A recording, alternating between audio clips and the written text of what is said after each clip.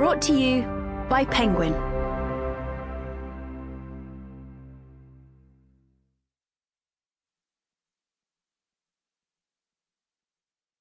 The Popes, A History by John Julius Norwich, read by Michael Jayston. Introduction. After nearly 2,000 years of existence, the papacy is the oldest continuing absolute monarchy in the world. To millions, the Pope is the vicar of Christ on earth, the infallible interpreter of divine revelation. To millions more, he is the fulfillment of biblical prophecies of the Antichrist. What cannot be denied is that Roman Catholicism began with Christianity itself. All other Christian religions, and there are more than 22,000 of them, are offshoots or deviations from it. This book is essentially a straightforward single-volume history of the papacy. It is an idea that I've had at the back of my mind for at least a quarter of a century, and I've been running up against various individual popes for a good deal longer than that. Several of them played a major part in my history of Norman Sicily, written 40 years ago, and a good many more played equally important roles in my histories of Venice, Byzantium, and most recently the Mediterranean. I can even claim some personal experience of the Vatican, having worked in its library, and having had 2 private audiences with Pius XII and Paul VI.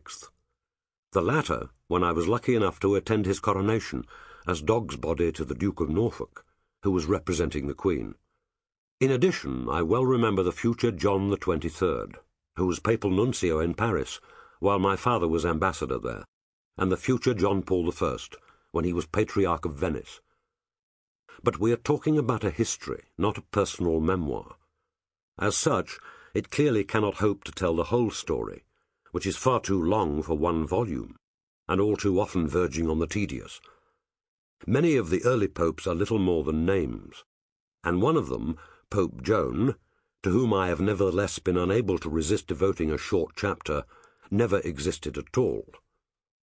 We naturally begin at the beginning, with St. Peter, but after him, for the better part of the next millennium, the story will be episodic rather than continuous, concentrating on those pontiffs who made history.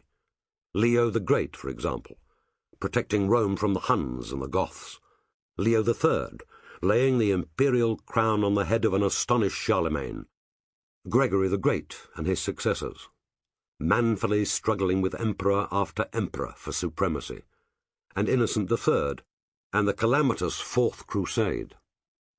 Later chapters will deal with the Babylonian captivity in Avignon, with the monstrous popes of the High Renaissance, notably the Borgia Alexander VI, Julius II, and the Medici Leo X. God has given us the papacy, now let us enjoy it. With those of the Counter-Reformation, above all Paul III, with the luckless Pius VII, who had to contend with Napoleon, and with his still more unfortunate namesake, Pius IX, who steered, or more often failed to steer, the papacy through the storm of the Risorgimento. When we reach the start of the 20th century, we shall look particularly at the remarkable Leo XIII, and then at the popes of the 2 world wars, Benedict XV and the odiously anti-Semitic Pius XII, to whom the beloved Pope John XXIII came as such a welcome contrast. Then, after a brief glimpse of the unhappy Paul VI, we come to the greatest papal mystery of modern times, the death, after a pontificate lasting barely a month, of John Paul I. Was he murdered? At the start of my investigations, it seemed to me more than likely that he was. Now I'm not so sure. Finally, we shall discuss the astonishing phenomenon of John Paul II. As for Benedict XVI, we shall just have to wait and see.